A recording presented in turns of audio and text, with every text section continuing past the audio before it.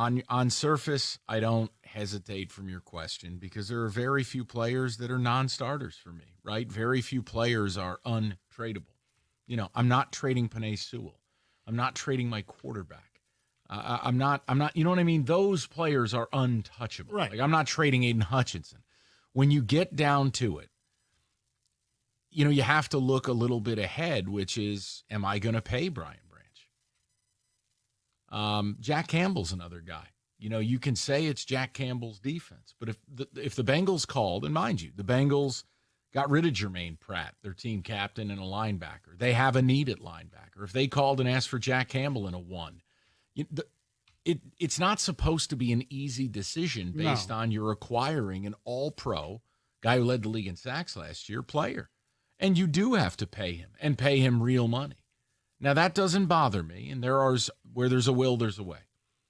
But I think it's asking the people is more impactful because for me, I don't get attached to players.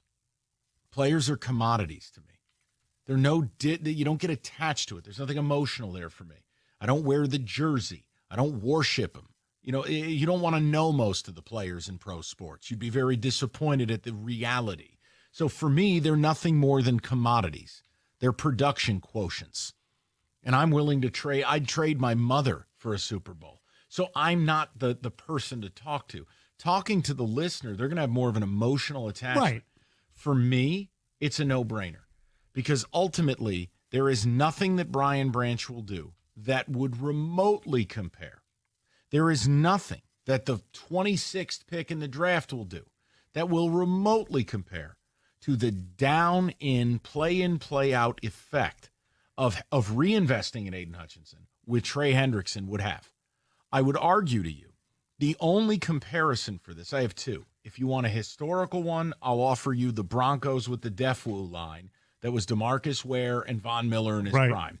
Super Bowl, and you couldn't block them. If you want the modern equivalent, it would be what Houston has put together with Danielle Hunter and Will Anderson, which, by the way, if the refs didn't bone them 7 ways to Sunday, they beat the Chiefs. As injured as they were, they Chiefs couldn't block them. So I'm a yes. I'm not flipping about it. No. I love Brian Branch, but yeah, I do that deal. 248-539-9797. Would you, Lions Nation, make that trade? I don't think they would. I think they're happy paying increased prices and just staying good, and they're happy ESPN talks about them. I don't think they're all into it. All right, let's talk about what Mike Valenti just said on 97 on the ticket. He basically said he would trade Brian Branch for Trey Hendrickson, and the reason why the fans in the city of Trey want to do it because they're just content on ESPN being talked about and being good. That's not the point. How do you financially structure a guy in there? That's the question. So that means if you sign him to double what you're going to have to pay Branch, which is 40, you know what I'm saying? You're going to lose Branch. You don't have Iffy no more, right? You're going to probably lose J-Mo, and you're going to lose Sam Laporta. You'll probably be able to retain Jahmyr Gibbs, Jack Campbell, and Aiden Hutchinson to be the 3 you would get. You probably would keep.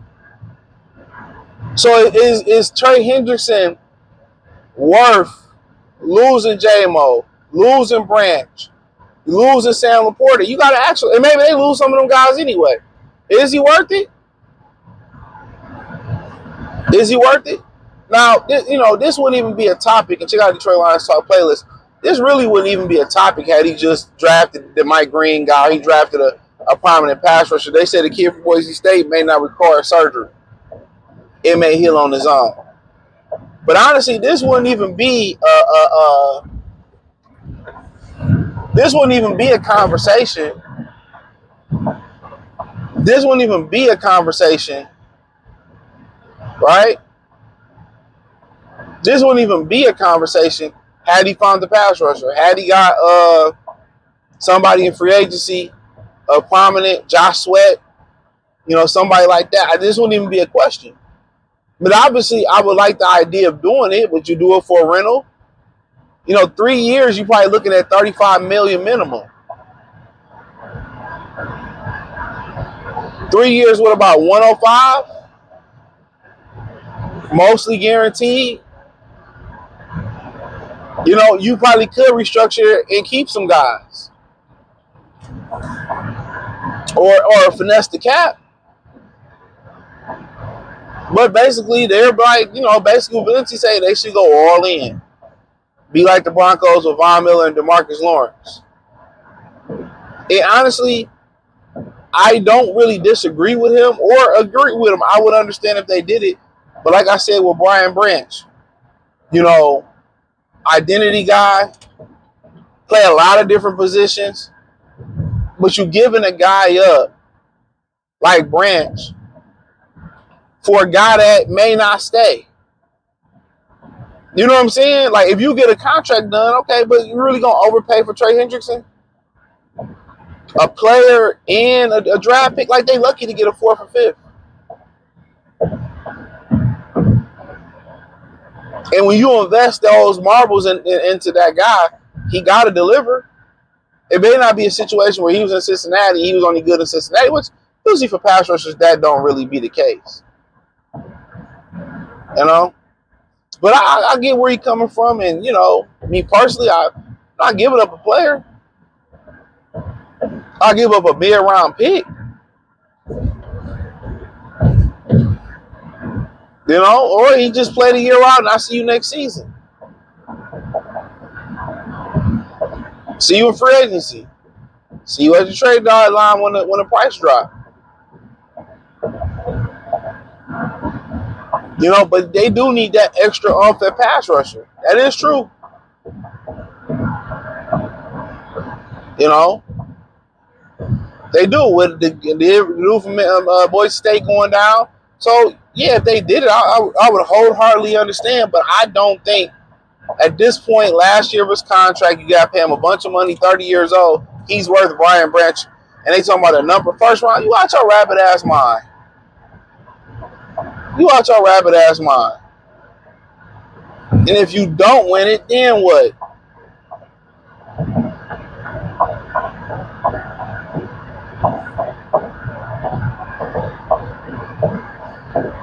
You know what I'm saying? Like, it's a gamble.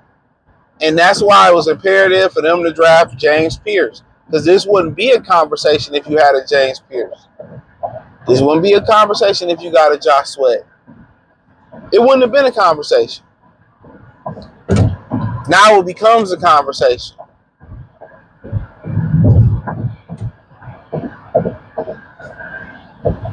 When it shouldn't have been one to begin with. You keep neglecting the need, you know what I'm saying? And obviously that's going to show up. Even with Mekhi Wingo getting healthy and Marcus Davenport being solid in camp, I mean, we already know how that's going to end.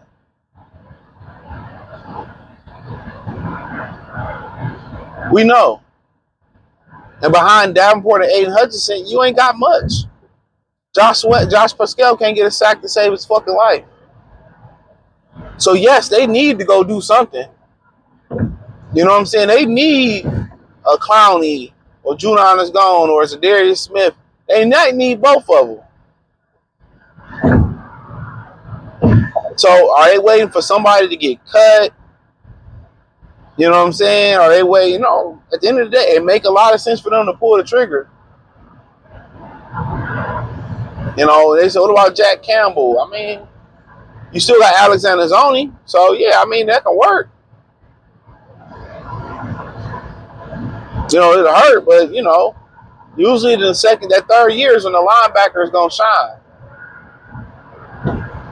But they asking for too much for somebody that's on the last leg of their deal. And you know they ain't going to franchise tag them. Because it's going to be, what, $30, $40 million for a franchise tag.